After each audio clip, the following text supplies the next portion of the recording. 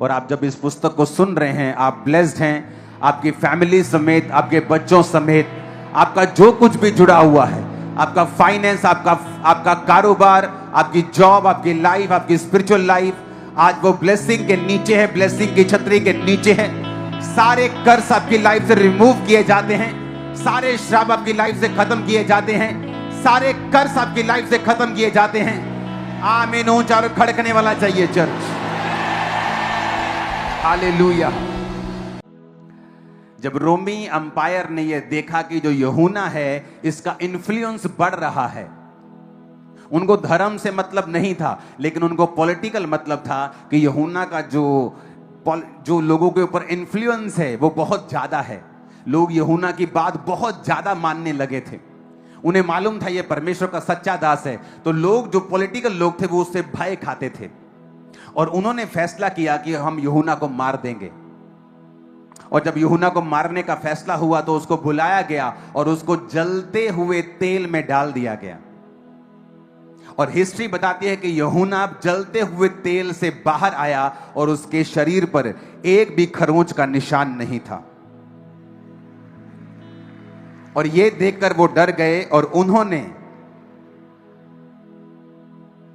95 AD में, आपको मालूम है जो 7 कलीसियां जिसका जिक्र प्रकाशित वाक्य में है, वो 7 कलीसियां तुर्की में मौजूद हैं आज। शायद आपको ये बात बड़ी हैरान होगी मिलने में कि वो इजराइल में नहीं है, वो तुर्की में है, जिन 7 कलीसियाओं का नाम इस प्रकाशित वाक्य में है। और वो आज भी जगहें वहां मौजूद हैं, वहां चर्चेस बनी हुई हैं। तो उन्हीं 7 कलीसियाओं में एक का पास्टर था यूहन्ना, जिसको प्रकाशित वाक्य मिला। और जब वो वहां पर इफिसुस में प्रचार कर रहा था और लोग उसकी फॉलो करने लगे थे और हजारों लोग उसको फॉलो करने लगे थे, क्योंकि वो परमेश्वर का चेला था और उसके द्वारा परमेश्वर ने मिरेकल्स किए थे और वो परमेश्वर के सुसमाचार को और उसकी गवाही को बताता था कि वो जी उठा।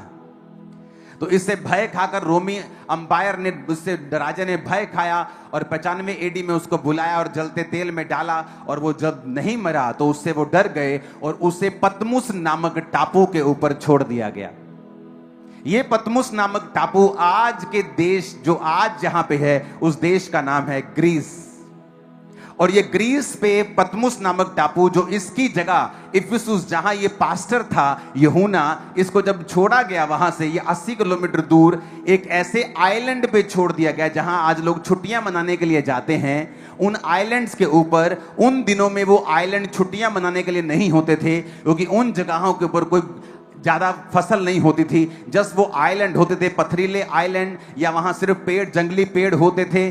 बस एक समुद्र के बीच में एक छोटा सा हिस्सा होता था और वहां उसलिए लोगों को छोड़ दिया जाता था कि वो लोग वहां जाएं और वो भूख से मर जाएं। कुछ लोगों को जिनको ये मार नहीं सकते थे या मार नहीं पाते थे पॉलिटिकली, या मार नहीं पाते थे विरोध के कारण, या मार नहीं पाते थे, या यूहन्ना के कारण जो तेल से बाहर आ गया था मार नहीं पाते थे, तो उनको ये पतमुस नामक टापू के ऊपर छोड़ दिया करते थे। तो जब पतमुस नामक टापू पे जब सब प्रिजनर्स को, जब जेल में रखने वाले जो कैदी होते थे उनको छोड़ देते थे वहां पे, तो उनको जो पूरा टापू था, उनको टापू में एक जगह बांध के नहीं रखते थे, क्योंकि वो टापू बहुत बड़े नहीं होते थे। तो उन टापुओं के ऊपर वो लोग उनको छोड़ देते थे और वो जो कैदी थे सारा टापू घूम सकते थे। लेकिन उस टापू के ऊपर जिस तरह कैदियों को जेल में सरकार द्वारा खाना दिया जाता है, वहां पर उनको खाना नहीं दिया जाता था। तो मोस्टली जो कैदी पतमुस नामक टापू के ऊपर भेज दिए जाते थे, थोड़े ही महीनों के अंदर अंदर कम खाना खाने की वजह से उनकी डेथ हो जाती थी, वो कमजोर पतले हो जाते थे, फिर वो मर जाते थे। तो इसलिए कि यूहन्ना को वहां पे डाल दिया गया कि हम इसको वैसे मार नहीं पाए, तो ये अपनी मौत वहां पे मरे। और उनको मालूम था कि कुछ ही हफ्तों और महीनों में यूहन्ना वहां पे जाएगा, क्योंकि वो बूढ़ा हो चुका है, वो बिल्कुल अपनी ओल्ड एज में है। एक 90 साल के बूढ़े को आप एक सुनसान टापू के ऊपर छोड़ देंगे तो वो वहां पे क्या कर लेगा? कितनी की मछली पकड़ लेगा? कितना काम कर लेगा? क्या वो खाएगा? कुछ नहीं। तो उन्होंने इसलिए कि ये मर जाए उसको पतमुस नामक टापू के ऊपर छोड़ दिया। और जब उसको टापू के ऊपर छोड़ा आप हैरान होंगे। आपकी क्रिश्चियन लाइफ कई बार ऐसे फेसेस से गुजरती है, ऐसे ऐसे कंडीशन से होके गुजरती है जहां आपको लगता है कि आप डेथ के करीब हैं, जहां आपको लगता है कि आपकी लाइफ बहुत बड़े ट्रबल में चली गई है, बहुत बड़े मुश्किल में चली गई है, जहां कोई रास्ता आपको नजर नहीं आता है, जहां आपके जैसे जो आपके दशा में लोग हैं वो मर रहे हैं आपकी आंखों के सामने, जिस तरह यूहन्ना की आंखों के सामने उस पतमुस नामक जो टापू था उसके कैदी मर रहे थे। आज भी जब आप उस पतमुस नामक टापू के ऊपर जाएंगे, जिस जगह के ऊपर परमेश्वर ने यूहन्ना को दर्शन दिया था, और जब ऐसा दर्शन यूहन्ना पा रहा था, जिस जगह यूहन्ना ने दर्शन पाया, उस गुफा की पिक्चर है मेरे पास, वो दिखाना जरा। इस जगह क्या आप दिखा सकते हैं सब तरफ? इस जगह यूहन्ना ने परमेश्वर के प्रकाशित वाक्य को पाया था।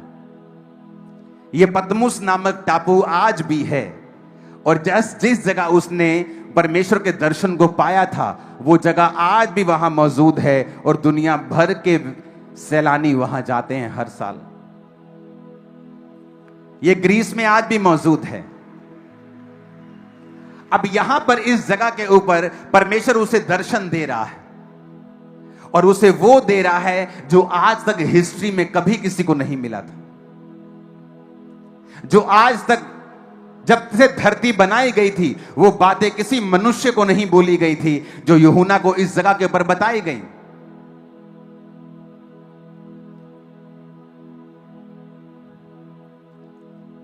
और जो परमेश्वर के दास है, जो नबी हैं, जब मैं उनसे कई बार मिलता हूं, बात करता हूं, तो उस जगह के ऊपर वो बताते हैं कि जब हम जाते हैं तो उस जगह के ऊपर एक अजीब सी प्रेजेंस है परमेश्वर की। जब उस जगह पे हम बैठते हैं, सिर्फ खड़े रहते हैं, तो सिर्फ खड़े रहने से जब हम वापिस आते हैं हमारी जिंदगी सेम नहीं होती, कुछ बदल चुका होता है। वहां इतनी प्रेजेंस है परमेश्वर की, और पवित्र आत्मा की इतनी हजूरी है वहां के ऊपर। लोकेशन मायने रखती है। जब जीसस क्राइस्ट ने उस अंधे को चंगा किया तो वो अंधा अपने घर में बैठा हुआ चीखे नहीं मार रहा था, वो उसी रोड के ऊपर था जिस रोड से परमेश्वर निकल रहे थे।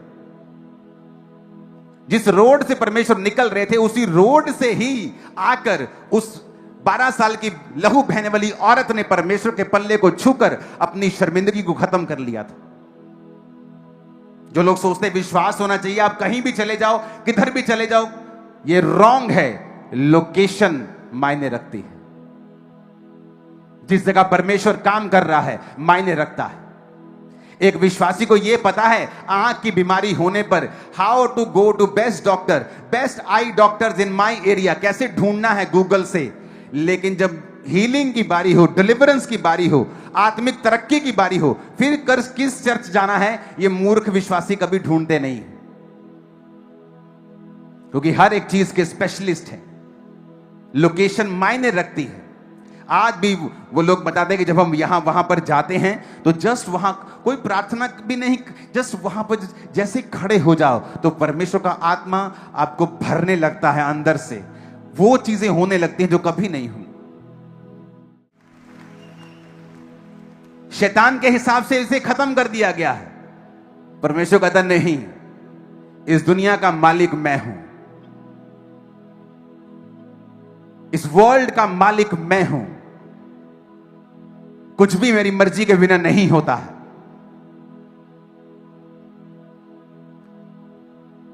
उन टापू में थोड़ी सी पॉपुलेशन पर यूहन्ना ने प्रचार किया, और जहां यूहन्ना को मर जाना चाहिए था भूख से, उसी टापू के लोग उसे खिलाते रहे। उसके चेले वहां पे खाना भेजते रहे। कुछ चेले वहां पे गए इंक लेके,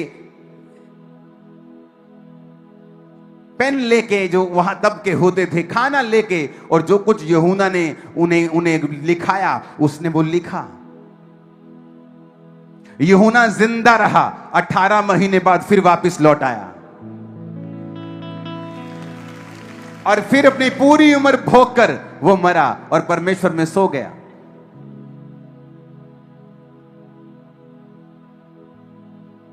जब परमेश्वर काम करने में आता है वो राजाओं को भी फेल कर देता है।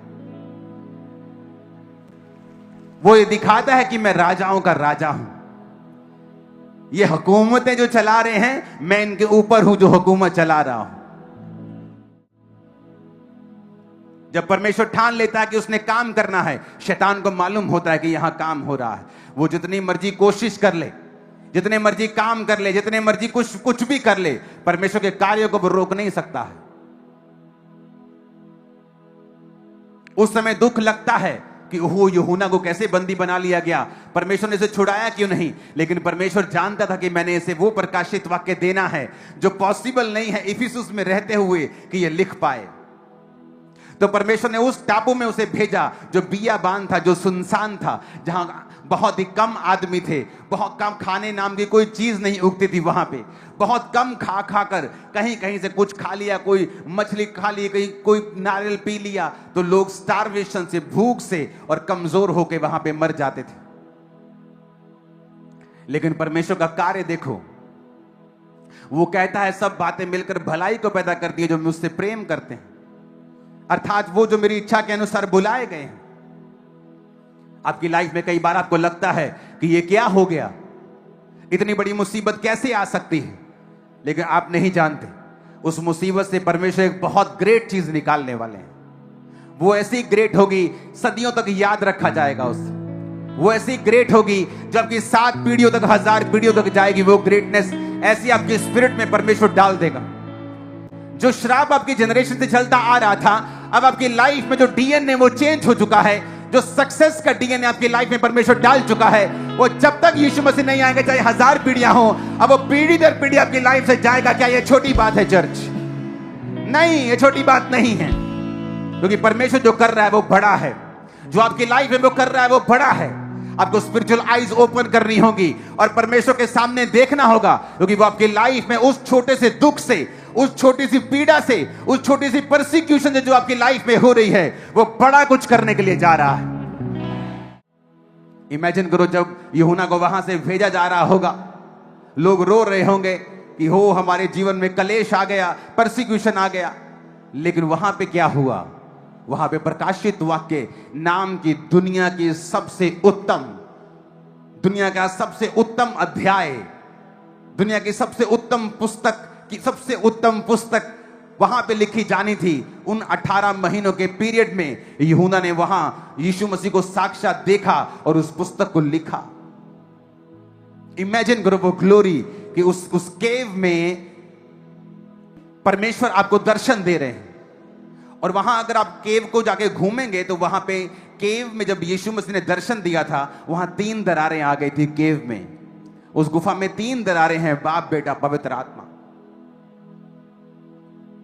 और देखो उस गुफा में परमेश्वर उसे दर्शन दे रहे हैं और उसे बोल रहे हैं लिख, और वो आज तक हम पढ़ते हैं। हो सकता है आज परमेश्वर ने इसी संदेश के द्वारा आपसे बात की हो। यदि आप चाहते हैं कि ऐसे ही बाइबल आधारित संदेश आपको हर दिन मिलते रहे, तो अभी इस चैनल को सब्सक्राइब करें और बेल आइकन ज़रूर दबाएं। इस संदेश को अपने परिवार, दोस्तों और उन लोगों तक भी पहुंचाएं जिन्हें आज परमेश्वर के वचन की ज़रूरत है। याद रखिए, परमेश्वर आपसे प्रेम करता है, वह आपको कभी नहीं छोड़ेगा और कभी नहीं त्यागेगा। मिलते हैं अगले वीडियो में परमेश्वर के वचन और जीवन बदल देने वाले वचन के साथ। God bless you. Praise the Lord.